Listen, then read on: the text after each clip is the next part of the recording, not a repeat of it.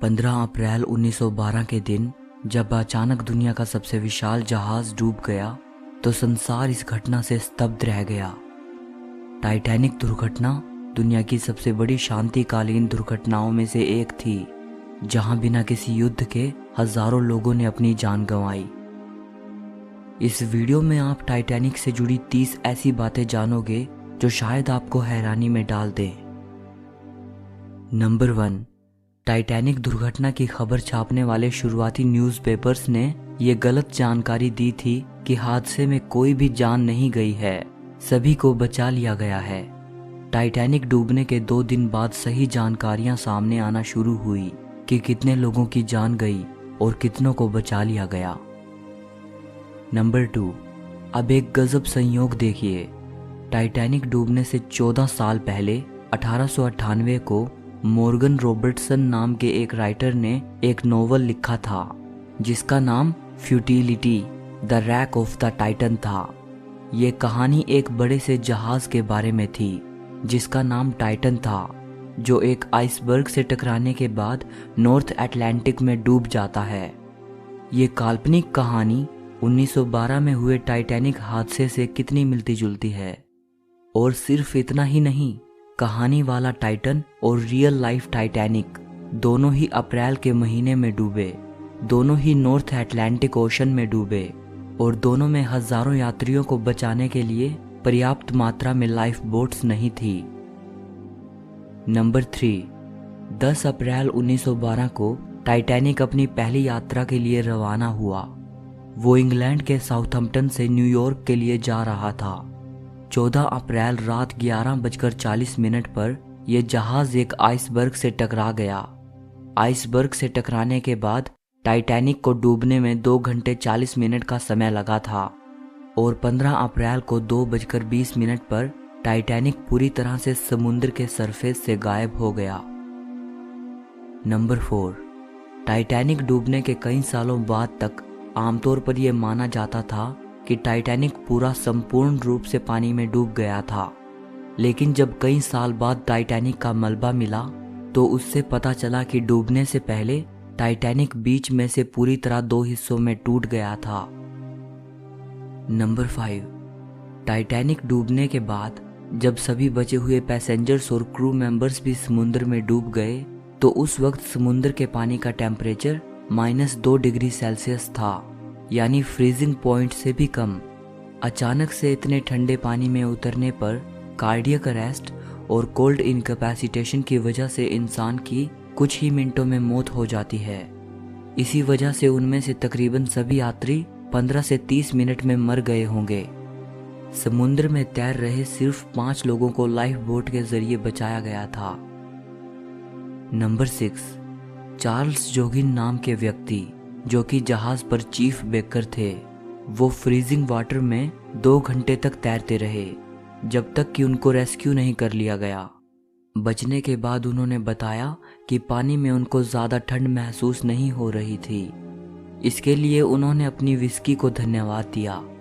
दरअसल डूबने से पहले उन्होंने काफ़ी मात्रा में विस्की पी रखी थी। नंबर 7, टाइटैनिक से आइसबर्ग नजर आने के 37 सेकंड के अंदर टाइटैनिक उससे जा टकराया। 37 सेकंड के अंदर जहाज को लेफ्ट मोड़ने की कोशिश की गई और उसे मोड़ भी दिया गया, लेकिन इतना टकराव से बचने के लिए काफ़ी नहीं था। ये कहा जाता है कि अगर सिर्फ 30 सेकंड और पहले आइसबर्ग नजर आ जाता तो हादसे को टाला जा सकता था। नंबर 8, जब टाइटैनिक डूबा तो उस वक्त उस पर 2224 यात्री और क्रू मेंबर्स थे, जिनमें से महज 710 लोगों को ही बचाया जा सका। करीब 1514 लोगों ने उस हादसे में अपनी जान गंवाई और उनमें से सिर्फ 340 लोगों के ही शव मिले। बचे हुए लोगों को ढूंढा नहीं जा सका। नंबर 9, टाइटैनिक के डूबने के कुछ ही समय बाद उसकी खोज शुरू हो गई थी, लेकिन जहाज का मलबा मिलने में 73 साल लगे। 1985 में समुद्र के सरफेस से 12,500 फीट नीचे टाइटैनिक के मलबे पाए गए। नंबर 10, टाइटैनिक उस जमाने का मानव द्वारा बनाया गया लार्जेस्ट मूवेबल ऑब्जेक्ट था। इसकी कुल लंबाई 882 फीट और 9 इंच थी। 31 मई 1911 को जब इसे लॉन्च किया गया तो 1 लाख लोगों की भीड़ इसे देखने के लिए खड़ी थी। नंबर 11, उस जमाने में टाइटैनिक जहाज 7.5 मिलियन US डॉलर की लागत से बना था। अगर आज टाइटैनिक जैसा जहाज बनाया जाए तो 200 मिलियन US डॉलर के करीब धनराशि खर्च होगी। नंबर 12, जैसा कि मैंने बताया, आज टाइटैनिक को बनाने में करीब 200 मिलियन US डॉलर लगेंगे। अब देखिए, 1997 में जेम्स कैमरन की टाइटैनिक पर जो मूवी आई थी उसने कुल 2.2 बिलियन US डॉलर की कमाई की थी। इतने पैसे 11 नए टाइटैनिक जहाज बनाने के लिए काफ़ी हैं। नंबर 13, टाइटैनिक पर पहली फिल्म टाइटैनिक डूबने के 29 दिन बाद ही बन गई थी। 15 अप्रैल 1912 को टाइटैनिक डूब गया और 14 मई 1912 को टाइटैनिक पर पहली फिल्म भी रिलीज कर दी गई। फिल्म का नाम सेव्ड फ्रॉम द टाइटैनिक था। ये एक साइलेंट फिल्म थी। ये फिल्म अमेरिकन एक्ट्रेस डोरथी गिब्सन पर बनाई गई थी, जो टाइटैनिक हादसे की सर्वाइवर थी। दिलचस्प बात यह है कि फिल्म में डोरथी गिब्सन ने अपना किरदार खुद ही निभाया था। नंबर 14, टाइटैनिक को 64 लाइफ बोट्स कैरी करने के लिए बनाया गया था, लेकिन उस पर महज 20 लाइफ बोट ही मौजूद थी। लेकिन 20 लाइफ बोट के जरिए 1100 से ज़्यादा लोगों को बचाया जा सकता था, लेकिन 710 लोगों को ही बचाया जा सका। पहली लाइफ बोट में 65 यात्रियों के लिए जगह थी और उसे सिर्फ 28 लोगों को बैठाकर रवाना कर दिया गया। नंबर 15, जब एक दूसरे शिप RMS कारपेथिया द्वारा टाइटैनिक के सर्वाइवर्स को न्यूयॉर्क पहुंचाया गया तो वहां उनसे मिलने के लिए 40,000 लोग खड़े थे। नंबर 16, मिल्विना डीन नाम की ये औरत टाइटैनिक के सर्वाइवर्स में से सबसे अंतिम समय तक जीवित रहने वाली इंसान थी। 31 मई 2009 को 97 साल की उम्र में इनकी मृत्यु हुई।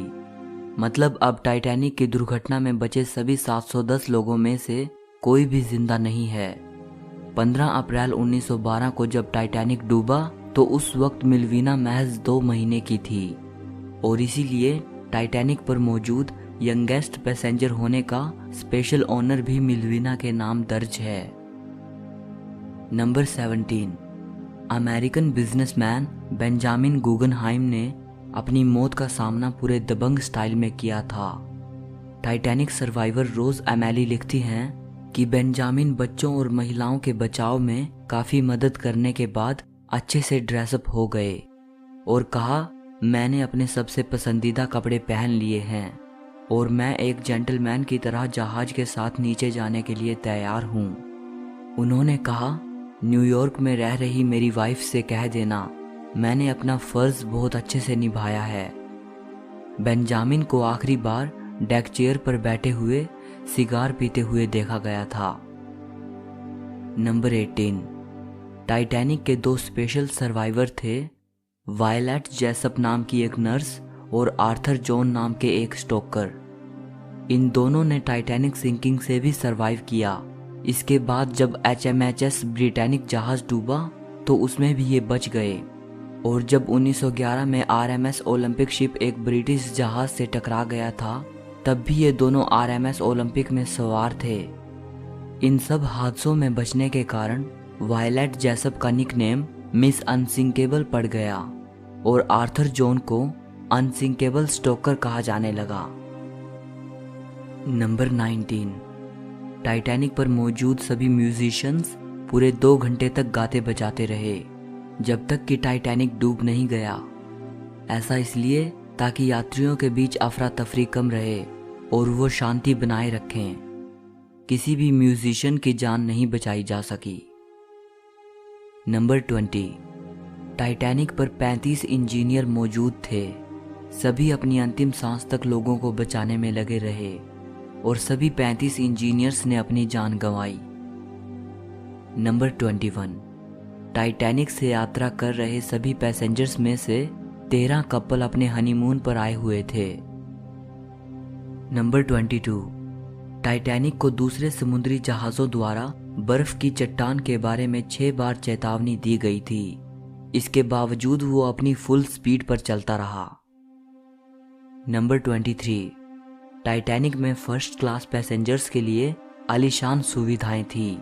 उनके लिए Turkish bath, gym, smoking rooms, steam rooms, library, reading and writing rooms, high class restaurants, barber shops और हीटेड स्विमिंग पूल की व्यवस्था थी।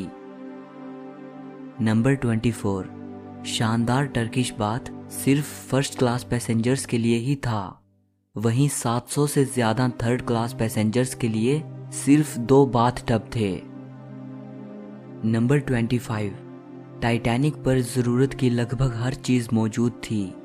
यहां तक कि टाइटैनिक का अटलांटिक डेली बुलेटिन नाम से अपना न्यूज़पेपर था, जो हर रोज छपता था और फर्स्ट क्लास पैसेंजर्स के लिए भेजा जाता था।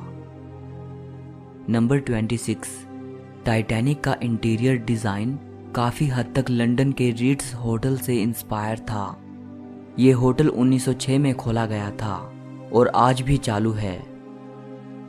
नंबर 27, इंसानों के साथ साथ बहुत से जानवर भी टाइटैनिक पर सवार थे, जैसे डॉग्स, कैट्स और रैट्स, और कुछ बर्ड्स भी यात्रा में शामिल थे। 12 डॉग्स में से सिर्फ 3 को बचाया जा सका, बाकी सभी जानवर और पक्षी डूब गए। नंबर 28, कुछ सोर्सेज के मुताबिक टाइटैनिक पर मौजूद रीगल नाम के एक डॉग ने कई यात्रियों की जान बचाई थी। यह खबर उस समय के एक अखबार ने भी छापी थी। यहाँ तक कि उसी दौरान 1912 में लोगन मार्शल द्वारा टाइटैनिक पर लिखी गई एक बुक में भी इसी बात की पुष्टि की गई थी। लेकिन बहुत लोग ये भी मानते हैं कि ये एक मनगढ़ंत कहानी है।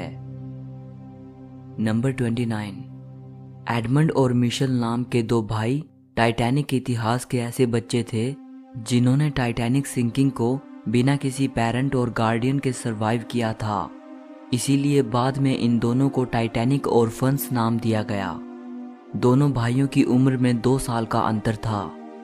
टाइटैनिक सिंकिंग के वक्त मिशेल की उम्र 4 साल थी और एडमंड 2 साल के थे। 1912 की शुरुआत में इनके पेरेंट्स ने डिवोर्स ले लिया। मदर को बच्चे अपने पास रखने की इजाज़त मिल गई। बाद में उनके फादर दोनों बच्चों को लेकर भाग गए। इसके बाद इनके फादर इनको लेकर टाइटैनिक से यात्रा कर रहे थे।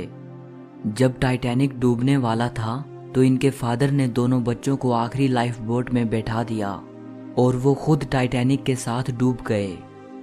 मिशेल ने बाद में ये बताया कि उसको याद है कि उसके फादर ने अंतिम समय में उससे क्या कहा था। उसने बताया कि उसके फादर कह रहे थे, बेटा, जब तुम्हारी माँ तुम्हें लेने आएगी, जो कि मैं जानता हूँ कि वो ज़रूर आएगी, तब उससे कहना कि मैं उसे बेहद प्यार करता था और अब भी करता हूँ। उससे कहना कि मैं आशा करता था कि वो हमें ढूंढते हुए हम तक ज़रूर आएगी, ताकि हम शांति की एक नई दुनिया में एक साथ खुशी से रह सकें। नंबर 30, टाइटैनिक से जुड़ी एक सच्ची प्रेम कहानी है। इसीडोर, जो कि एक अमेरिकन बिजनेसमैन और पॉलिटिशियन थे, और उनकी वाइफ आइडा, ये दोनों टाइटैनिक पर फर्स्ट क्लास पैसेंजर थे। इन्होंने टाइटैनिक हादसे से 41 साल पहले शादी की थी। जब टाइटैनिक डूब रहा था तो इसीडोर ने अपनी वाइफ के साथ लाइफ बोट पर बैठने से इनकार कर दिया। उन्होंने ये कहते हुए मना कर दिया कि अभी जहाज पर बच्चे और महिलाएं मौजूद हैं और उनसे पहले वो लाइफ बोट पर नहीं जा सकते। हालांकि इसीडोर को उनकी वाइफ के साथ लाइफ बोट पर जगह दी गई थी, लेकिन तमाम कोशिशों के बाद भी वो लाइफ बोट पर नहीं गए। आइडा ने भी अपने पति के बिना लाइफ बोट पर बैठने से इनकार कर दिया। आइडा ने जोर देकर अपनी नौकरानी एलन को लाइफ बोट पर भेज दिया। उसने एलन को अपना फर कोट दे दिया और कहा, इसे ले जाओ, अब मुझे इसकी कोई ज़रूरत नहीं है। आइडा ने आगे कहा, मैं अपने पति से अलग नहीं हो सकती। अगर हम साथ जिए हैं तो साथ मरेंगे भी। आइडा और इसीडोर को आखिरी बार टाइटैनिक पर गले मिलते हुए देखा गया था। आई विटनेसेस उस दृश्य को याद करते हुए बताते हैं कि वो पल मोहब्बत और विश्वास का सबसे विलक्षण नज़ारा था। उम्मीद है ये वीडियो आपको पसंद आई होगी। वीडियो को लाइक और शेयर ज़रूर कर देना।